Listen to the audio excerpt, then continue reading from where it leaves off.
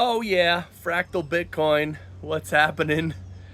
Hey, so how can you retire on point 0.1 Bitcoin? I just watched this video from the Simply Bitcoin channel, and those guys are great. And yeah, they go through. There's like some calculator, and they put in, what Bitcoin is right now, how much are you how much Bitcoin do you have, and then how much is Bitcoin gonna appreciate year over year, and all this stuff, and you put it in, and it tells you basically when you can retire.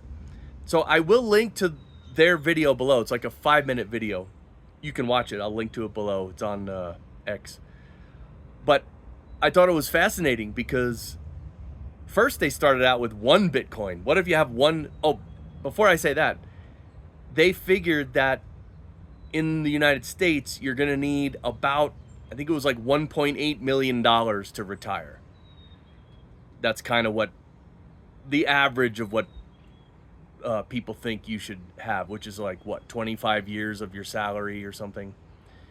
So they were using a $73,000 salary times 25 is 1.8 million. So in order to retire, you need $1.8 million. It's like, yeah, who's going to have $1.8 million? But anyway, so that's the amount of US dollars needed for retirement, and then they do all the calculations for Bitcoin. It's fascinating, and what they come up with is, depending on, basically if you have 0.1 Bitcoin, you can retire anywhere from literally this year, and on the longer end it might take up to, I would guess, like 30 years.